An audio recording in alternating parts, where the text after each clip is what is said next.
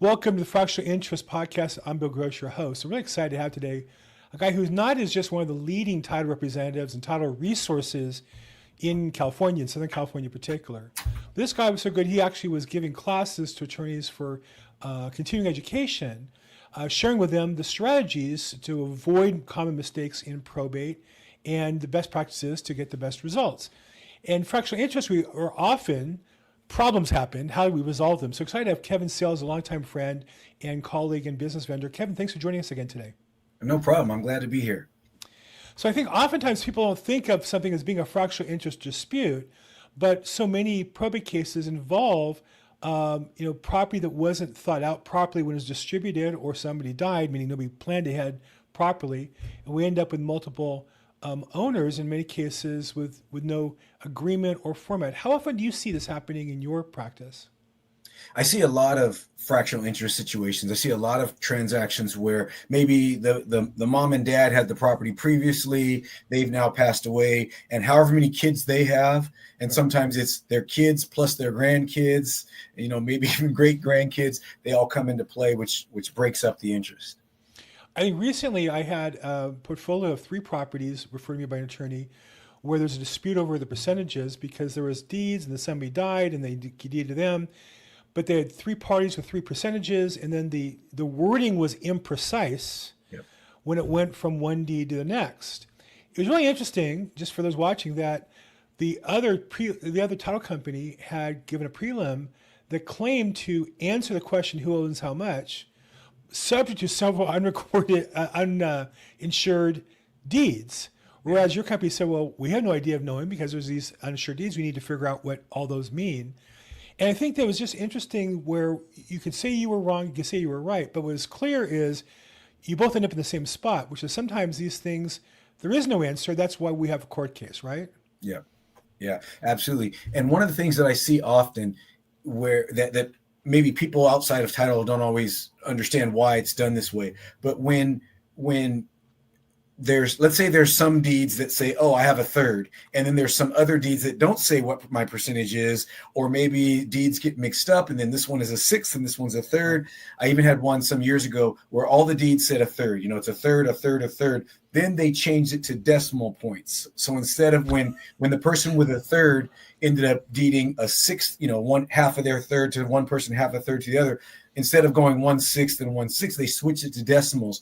Anytime as a title company, we see either it could potentially be unclear or they're just changing. Some deeds have a percentage, some deeds don't, or they go from percentages to a joint tenancy and then back to percentages, go to a joint tenancy and then to a tenancy in common. Even though, if you and I were joint tenants, it would appear that we each own 50% if we split it to tenancy in common.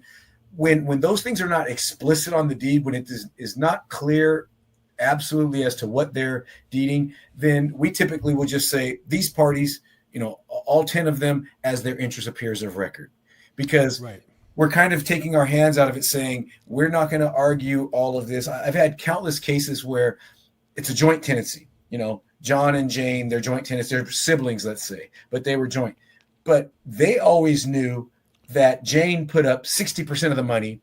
She always paid 60% of the bills. To them, they had a 60-40 split. But with joint tenancy, there is no percentage split. So later when they end up doing something that severs that joint tenancy and now they're tenants in common, then, the people, the family knows it's 60-40, but it's not on the public record. So as a title company, that's an area where we stay out of, we don't determine what percentage someone has unless it's explicit on the deed and it's consistent on all the deeds that happen in the chain. Yeah, I think sometimes title insurance is a misnomer because you're really trying to research the right answer. You're insuring in case you make a mistake. You're not insuring uncertainty. You're not going to say, well, it looks to us like it's more likely this way, so we'll insure it. Like buying a car or a house, you really has to meet up. One of the I think most misunderstood risks in real estate are uninsured deeds, because oftentimes people say, well, I can just deed it from here to there. Well, I can just deed it in the trust. Yeah, we can all do a lot of things. Yeah. And you probably could get it recorded, though even that's getting a little harder than it used to be. Even the county now looks at things a little more carefully than they used to. Yep. But at the end of the day, talk about the impact of a deed that doesn't have title insurance. Let's say a typo on the address, or what might look like a typo or might not be a typo on the address or the name or an initial or percentages. What happens when you have an uninsured deed and somebody says, well, here I have a deed and it's recorded, you have to count it. Well, you guys don't really do that unless it's been insured, correct? Yeah, so there's a couple things. So when there's an uninsured deed, the bottom line comes down to this. The fact that a deed is uninsured, I'm going to talk about two categories. I'll talk about uninsured deeds, and then I'll talk about deeds created by either the homeowner or, let's say, someone who is not a professional that knows exactly what they're doing. I'll cover those two categories. So on an uninsured deed, the whole definition of that, what it means is a deed that records without title insurance. So it means there's no refinance transaction happening simultaneously with that deed, and there's no sale transaction. Now, here's what that's all about. You know, I ask this all the time, and I've been in a room with 60 agents, and they wonder about uninsured deeds. Why is it a big thing? But then I'll ask them this question: how many of you have ever had a property given to you outright for free? One person out of 60 will raise their hand, and that one person is like, yeah, my grandma died and she left the property to me in her trust. Okay, so the point with an uninsured deed is people don't normally just give properties to other people. Most people that own a home bought that home somewhere, right? You buy it, it's on the market, you buy it. And because it's a sale transaction, it would be an insured deed. So when there's an uninsured deed, the whole stigma about that term is we just need to verify that it was a full conveyance, that there's no money attached to it, that there's not something else expected from this. I have an open transaction right now where there was two people on title. They were in some sort of relationship. They broke up. One party deeded to the other party. But in doing that, the first party that deeded to the other party was expecting funds. And we're doing a transaction. They are actually going to get paid out of this sale because the deal was always, I'll give you my portion, whatever I have, but I expect to get this payment. And so with an uninsured deed, we want to make sure that it was intended to be a full conveyance, that it was meant to be given over to the other party, and that there's no strings attached. You're not expecting some funds or expecting some other anything, whatever that may be. The classic story, perfect story that I experienced. This was one of the deals that I was working on, probably at least 15, 18 years ago. There's a deed from father to son. And if you look at that, that seems normal, right? Okay, if I'm going to give the property to anybody, it's going to be to a family member. But when we got the backstory of what went on, this is what went on. Dad was in a coma. While he's in the coma, his wife dies. The day he gets out of the coma, and the day he gets released from the hospital, his son has him sign a power of attorney. Turns out the document was not a power of attorney. It was a deed. He had the dad sign a deed to himself. And so the dad, first of all, doesn't know he's signing a deed. He thinks he's signing a power of attorney. Second of all, imagine you wake up from a coma, and while you're in a coma for 30 days, your wife passes away. Naturally, when after coming out of a coma, you're probably highly medicated. So who knows what his actual state of mind was with the loss of his wife, with the fact that he's on some sort of medication. I'm sure he didn't know what he was signing. And so it records, it's an uninsured deed. When the time came to go get that uninsured deed affidavit, meaning go back to the person who gave you this property and have them swear that they knew what they were signing, they meant to be a full conveyance, blah, blah, blah. The father read it. He's like, no, I didn't give the property to my son. What are you talking about? I didn't sign any deed. The only thing I signed is a power of attorney. And he later found out his son had swindled him. So that's a classic case because on the outside, it looks like it's normal. Dad knew mom passed away, need to do something to make sure my property's taken care of. Let me give it to my son. That was the story we got. And turns out that was not the true story. So an uninsured deed, the whole stigma on an uninsured deed, a deed that records without title insurance, is that we want to know that it was meant to happen. So let me give a couple of examples how we resolved it without going back to that party. So divorces. When there's a divorce, we almost never have to go back to the other family member, because in the divorce decree, it will say Jane gets the property or John gets the property. They provide a copy of that divorce decree. We see, okay, now it makes sense. There's a story behind why one party deeded to the other, and this makes perfect sense. So anytime there's some order or some other document that helps. I had one about a year ago where there was an agreement. They were business partners, and they agreed, I'm going to give you this house and you give me that house. And they had an agreement. And so we have an uninsured deed from one party to another. We're like, what's this all about? They told us, oh, we were business partners, blah, blah, blah. They showed us the agreement. enough said. You don't have to go back to that party. But so that's what the whole deal is with an uninsured deed. Is it's a fraud prevention thing. We have to make sure, most people don't get a property for free. We have to make sure that there's not some strings attached or something else going on, and that the party that gave the property knew what they were doing. So that's the uninsured deed. Now let me talk about deeds created, because I kind of cringe a little bit every time I run into a scenario like this where the family is recording deeds on their own. Okay. In my situation, when I need to make a change on my property, I do the deed myself, right? I've been working in this industry since 1993. I know exactly what I'm doing. I've even done deeds on my own properties in other states because I know how to draw the document. I know what goes on it. But the average person does not always know that. I looked at 2 deeds today, this very day, both drawn up by attorneys. Both were grossly incorrect. And one of them so much so that they have to go to court. They put the complete wrong legal description on the property. If I put the wrong legal description on the deed, that deed does not affect the correct property. It affects a different property, or if I don't own that other property, then it affects no property. So 2 deeds just today, both that were drafted by law firms, and both of them were grossly incorrect. So why do I say that? Because people should always have a professional draft their deeds. And when I see the homeowners drawing, one of the most common reasons that I see errors in people's chain of title is because they started doing deeds on their own. Right. Had a property sale. This was I don't know how many years. This was pre-COVID. This was probably 10 years ago, or at least 8 years ago. And there was a trust. We're doing a trust sale. There was a trust. Turns out I know the attorney that did the trust, and great attorney. Like, they wouldn't make these mistakes on the deed. So we're dealing with this property, and there's all these errors, and they're asking me, well, we sold this other property in Apple Valley. Why is this property in LA a problem, and the one in Apple Valley wasn't a problem? Like, almost to blame me as the title company, like, you guys are messing up. So I pulled the deed on that property in Apple Valley. Well, guess what? The deed on the property in Apple Valley was prepared by the attorney that did the trust. That deed was correct. The deed they did on the property in LA was prepared by the homeowner. That deed was not correct. And I could just imagine the conversation back then. The conversation with the attorney was, hey, attorney, you're drawing up my trust. I have 2 properties. And there's probably a cost to do 2 deeds. Most attorneys will give you 1 deed with the trust. The person was probably like, yeah, I don't want to pay for the extra one. I'll do the extra one myself. And they did it wrong. And it caused problems on their transactions. So for me, people doing their own deeds and not using a professional, an escrow officer, or a law firm that knows what they're doing with drafting the document, when they don't do that, it opens the door for issues. But the errors on the deeds are probably as big of an issue as, I would say, uninsured deeds are. Just for the record, I will say I only refer people to estate planning attorneys who will prepare the deeds, get them notarized, and get them recorded. Because I feel like if you're paying for an estate plan, you're paying for the result. You're not paying for the paperwork.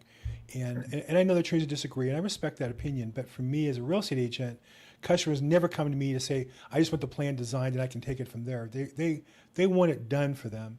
And I make a living on mistakes in those deeds, just like you do. So yeah. I see it all the time, and I don't want people to do that. To talk about the uninsured deeds, though, it seems to me as a real estate professional, when we do a transaction, purchase, or when I was doing loans, refinances, you get title insurance, you have an application for insurance. The customer has to fill out information, statement of identity, information you can verify, use to verify their credit, their legal status. And then I imagine also you get a preliminary title report. That's preliminary. You get the report. Yes. There's some action items there. You start working on it. That the deed that's being done, the refinance or the purchase deed, is scrutinized by your operations at some level, right? The person and the property. When we have an uninsured deed, in a lot of ways, it really just hasn't been looked at by anybody. It doesn't mean inherently it's wrong, but it does mean that nobody took the time to look at it other than the preparer, maybe the county in recording it. And so it's not uncommon when I do a purchase, or in the old days with refinances, but more with purchases now, where we get from you or the escrow through you, hey, this property has a deed. We need to figure this out. We need to get this guy to sign off. We need this ex-wife. What's the story? Is there, do you have a divorce decree? Do you have this? Do you have that? That there's some scrutiny to it that's just not done. And I think that when people believe a transaction is completed and they find out it's not completed, it just ups the emotion and the problems, because oftentimes these things aren't discovered until you're already in escrow. Agents don't pull prelims before they list the property. They do it when they open escrow, 7-10 days in, money's been deposited, inspections are done, appraisals are done. Hey, we had this deed from grandma 50 years ago, was uninsured, but really this guy's on the property, grandma's heir, her ex-husband owns the property, right? So how much of this do you think is the preparation? How much is it just wasn't scrutinized? Because you guys catch you catch escrow deeds mistakes on regular transactions regularly. I mean, it's not all the time, but the size of your operation, it's every day. I'm sure deed gets rejected by the county or is done incorrectly, and you guys have to correct it afterwards. So talk about how much of it's just the scrutinization process is missed on the uninsured deeds, and that just makes them like a potential liability that you never really resolve till you have insurance. Yeah, that's exactly what it is. I mean, when there's an uninsured deed, it hasn't been reviewed. Obviously, look, if I sell my house to you, Bill, then the title company at the time of that transaction, they're looking at it, they're verifying my identity. Title, my favorite title company. Go ahead. Yes, indeed. They're verifying my identity. They do all the verification. Then when the property goes over to you, that's an insured deed because it closed with title insurance, and you don't have any issue going forward. But if instead I'm just like, oh, you know what, Bill, you're a great guy. I've always loved working with you. I'm just giving you this property. And there's a deed that's not insured. Well, the next time you go to do a transaction, the title company's got to look at that. They go, oh, wait, why was this property just given to Bill? Let's make sure it was all done on the up and up, right? And so it just hasn't been looked at or reviewed yet. Now, the key is doing that ahead of time. This is so appropriate, some of these conversations. Another thing that happened today, an agent that I have not worked with before in the past, she was referred by someone and she was very happy to meet me and this and that. And we opened up the order. A couple days ago. The prelim was completed today. And then I called her and, talked about, hey, here's some issues, blah, blah, blah. There's no issues on it. This one was clean as a whistle. But I called her to let her know, hey, here's how your prelim is. And she mentioned to me, oh, I've never had the prelim done ahead of time. But to me, it just makes the most sense because now she's going to market the property. Let's say it takes 30 days to market the property. Let's just say 15 days to market the property. They get an escrow accepted. If you open the order, then by the time the prelim's done, let's say the prelim's done on escrow day 4 or 5. If it's a 15-day escrow, you're 10 days from closing, and now you find a problem. So I always tell people, look, when your client signs the listing agreement, we want them to sign because prelims cost us title companies money. I always estimate between $150 and $350 just to do the prelim based on the work that's done. Once you have a signed agreement with that seller and they commit to selling with you, then we should open the title order. On situations like probate cases, maybe they sign up with the attorney. They can't list the property yet because they don't have letters. Well, still, once they sign up with that attorney and the attorney's committed and they're involved, you should be getting your prelim because you don't want to have an issue that comes up later. Look, right now, there's an issue with IRS liens because the government shutdown is going on. And if we need a payoff from the IRS, how fast is that payoff going to come? It's not. Right. So wouldn't you want to know about it? And we can try to work out some solutions with more time rather than, oh, we're closing next week and now there's a problem. So certain liens, especially city liens, government liens, they take longer than a lot of the banks, especially the bigger banks. When escrow calls them today or reaches out to them today, they're going to have their payoff in a couple of days. Some banks take longer, but usually like a lot of the bigger banks, the payoff gets turned around really, really fast. But when it comes to like the government or a judgment creditor or something like that, a lot of times these take 2 or 3 weeks to get a payoff. Why not look at that prelim early on and resolve this situation? So I know I'm talking about payoffs, but imagine if we didn't know that 8 months ago, the seller got the property from someone else. Right. And now we've got to go back and say, hey, was that an up and up transaction? What happened with that? How did that go down? And we need to get a signature from them. It's better to have that way in advance rather than, when you're in escrow or looking to close. So one of the ways to resolve a fractional interest, obviously people can make an agreement and buy one another out. That's the easy way. They can create a tenant common agreement and use it to govern it. They can put it into an LLC, use that to govern it. But oftentimes, people getting these fractional interests aren't sophisticated or don't have experience. Oftentimes there's emotional baggage because I find so many of them are a father remarried, and so you have children from the first marriage, the second, they hate each other. And so that leads to a whole area called partition actions where in California, now it's not true everywhere, but in California for sure, we have a very robust process that basically says any minority owner following a certain procedure can force to sell the property at fair market value and get their percentage. And the other owners can buy them out at fair market value or go along with the sale. Do you get involved in those transactions? Because I imagine those are pretty sticky, and I imagine they're contested, and everybody has their own realtor, everybody has their own escrow and title company they're fighting for. So talk to me a little bit about partition actions and how they're kind of a unique piece of the business, if you've done any of them. Yeah, they definitely are a unique piece of the business. One owner suing the other owner and forcing a sale. And it's funny. I always, the partition action, it's kind of like the way divorce is looked at in California. I believe, I don't know for sure, but I think there's some states where you have to give a reason for the divorce, right? And maybe you have to do that on some paperwork here. But the bottom line is the judge doesn't ever go, oh, you guys want this divorce? No, you have to stay together. Stay together, because that's not a good reason for it. It's like the divorce. It's not like I wonder if I'm going to win and get divorced if I was filing for a divorce. Thank God I'm not. But it's not like that. The judge knows, okay, if one doesn't want to be married, even though the other one does, then it's going to be a divorce, right? It's kind of the same way with the partition. I've seen so many cases where there's multiple heirs. Let's say there's 5 heirs, and one is like, I want my money.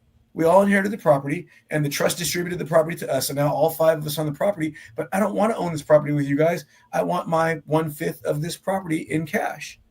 And so then they bring a partition lawsuit. An attorney explained to me this way, because I'm not an attorney, I don't profess to be. An attorney explained to me this way. She said she was in court, they were starting a partition action, and the judge, this is what she said the judge said to her.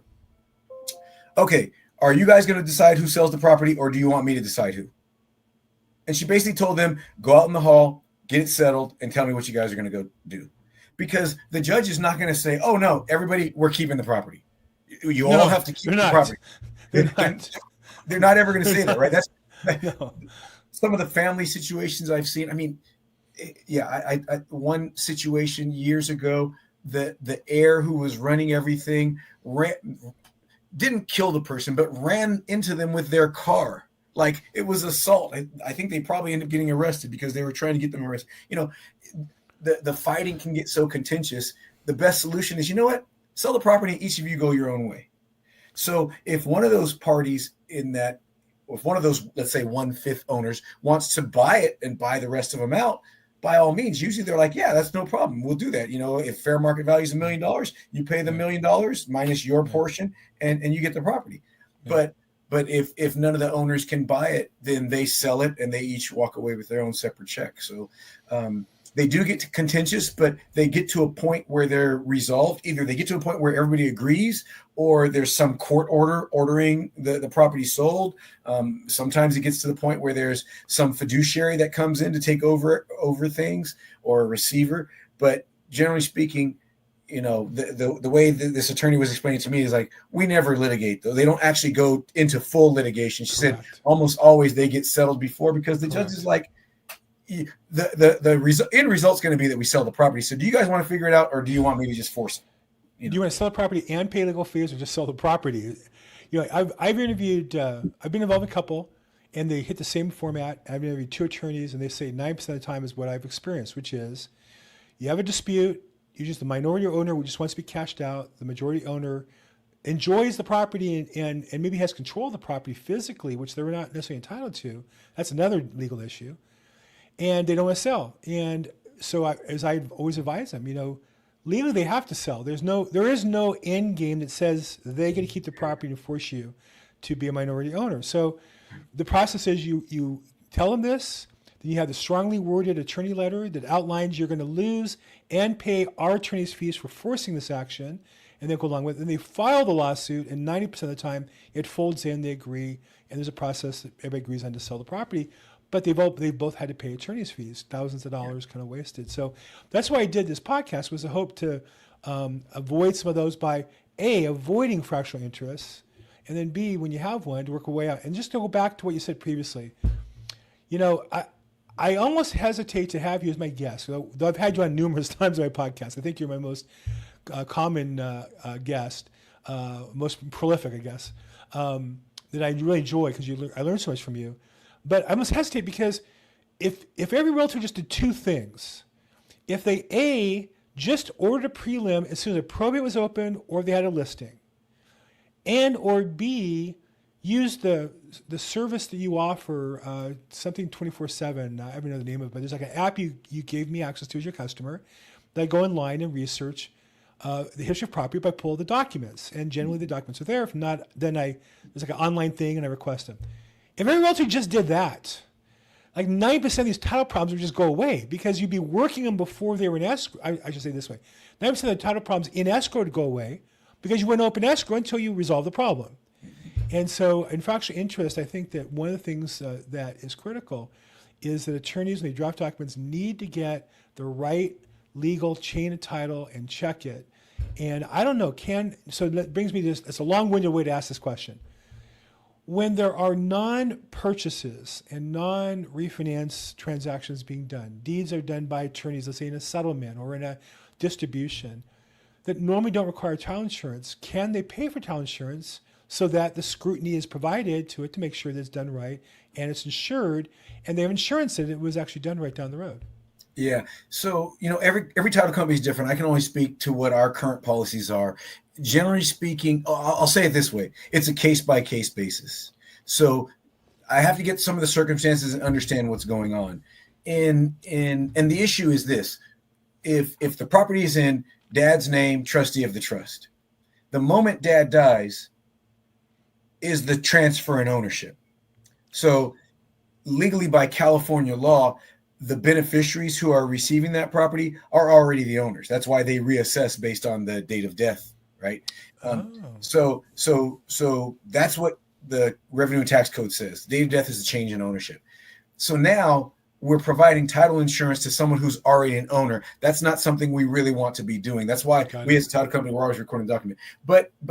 And we've gone back and forth. There's been times when we did insure, let's say, a distribution from a trust, stuff like that. And there's been times where we didn't. But right now, we will do it on a case-by-case basis. One of the transactions I was referring to earlier that I was working on today is a distribution where one party who's getting a distribution from this trust is buying a larger portion than what they were supposed to automatically receive. And they had a kind of a dispute. I don't know if it was like a litigation, but they kind of had a dispute. They came up with a settlement agreement, said, okay, look, we'll buy this portion of it. And so that's what they're doing. And we're insuring that because they are buying it. They did pay money for that. We're insuring that. But there can be certain circumstances where the distribution is happening and we will insure it, but it's a case-by-case basis. Having said that, when there's a court order, you don't really, look, I'd love to sell everyone title insurance, right? That's how I make my living. But I don't want to, I don't sell people things they don't really need, right? When there's a court order ordering that this party gets the property, like a final distribution from a probate case, you don't really need title insurance for that because that order becomes the document that transfers. Now, if there's a problem in the order or it's not clear about something or something's incorrect, I'm not going to speak to that. That's a different story. But generally speaking, I look at great orders all day, every day, and a good order that properly distributes a property from a trust, from a probate estate, or it could be from a trust. All they have to do is record the order. They don't need to do any more work with that. Now, a court order, like say on a probate case, though, then the administrator has to sign if they're selling the property, has to sign a grant deed. So you have both the grant deed and then you have the order, I guess letters of authority. And if it's a court confirmation, you have the actual court order that goes along with it at that point to verify that. Yeah. So all those things, court orders are great to have. I remember I had a lender give me a hard time about a property. I said, this is a court order. Like the judge ordered. Now they can do whatever they want. Really judges can sign almost anything. They're subject to being appealed or overturned, but a judge can sign anything they want. But in our world, as far as you and I deal with on a daily basis, if you have a court order, the property's been transferred legally and you're in pretty good shape. So, and I would say this. I don't know how many court orders I've reviewed. I'm going to throw out 1,000. I'm sure it's 10 times that because I look at them like on almost a daily basis. But I've only seen one. There was one order that I was like, wow, how did the judge even sign that one? It was an order from a divorce decree purporting to void a loan, but there was no notification to the lender. and you can't void a loan without a quiet title action. And this was just a divorce decree. So I don't know if it was like a new judge or someone that didn't understand or someone in there didn't realize. I don't know. Something was awry for sure, because you can't remove, California law says to remove a real estate interest, you have to have a quiet title action. And this one, there was a real question on jurisdiction on if they had the power to do it. And there was no notice to that lender. So it was just wrong in all the ways. But that's one out of, I don't know how many thousand court orders I've seen in my life. It seems to me that in all businesses, and particularly real estate and particularly title, there are two types of successful practitioners. So the ones who have huge marketing and do what I would kind of call the cream of the crop, the easy cases over and over again. They spend a lot of time to get that business. But in my experience, aren't much value to me, as a practitioner, in getting my business through, because everybody can take the easy cases. Yeah. And I don't want to be that person either. The other side is the person who is the expert, who goes deep, and this I can tell about you. You and I are similar. You enjoy talking about these problems, right? When you get an agent or an attorney complaining about these problems, they're not the right one for you because they just want the easy cases. And in my experience, everything gets harder every day. Like every day there's new laws, new regulations, new problems, new economic difficulties, new this, that. And if you embrace, there's a embrace the suck in sports, they say sometimes, or just embrace the fact that it's hard, then you'll deal with it and then learn these intricacies. And so those on this podcast, I would urge you to talk to Kevin, but understand that this is not for the meek.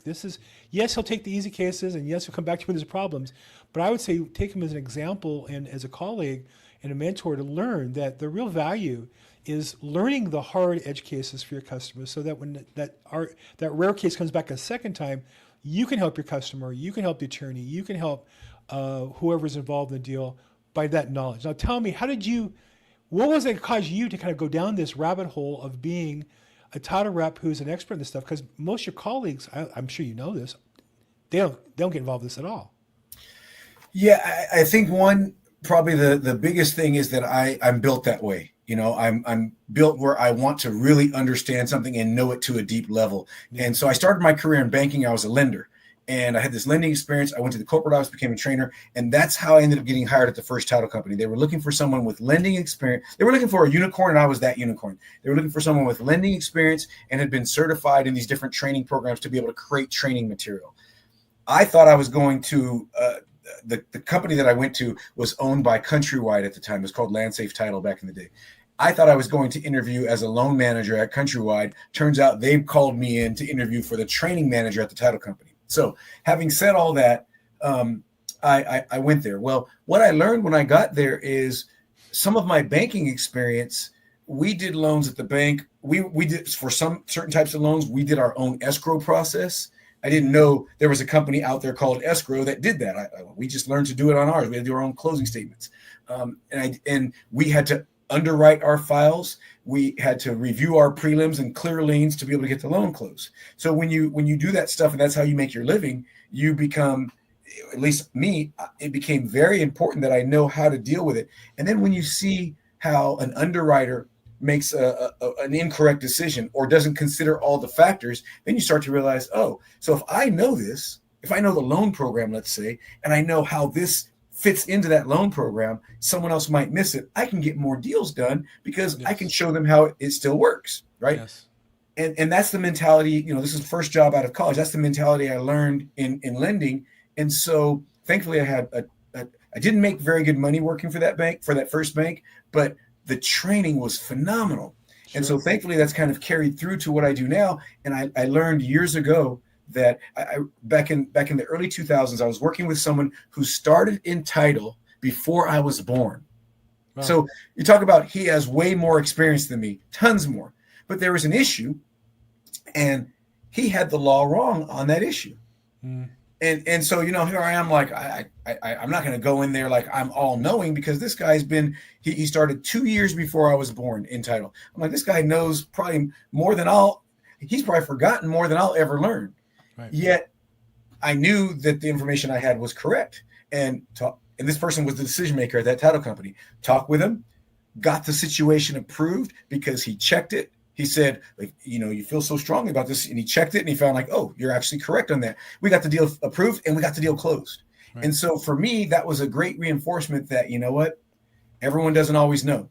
And so if I do the research, if I learn, if I know the scenario, and if I'm not 110% sure on something, I'm always going to find out, because like you said, things change all the time. Things are different now than they were before. There's always new laws. And so, I guess it's like a never say die. Like, let me make sure, let me figure out the solution. Let me find the small little loophole to be able to get the yes, because that's what I get paid for. I get paid for deals closing.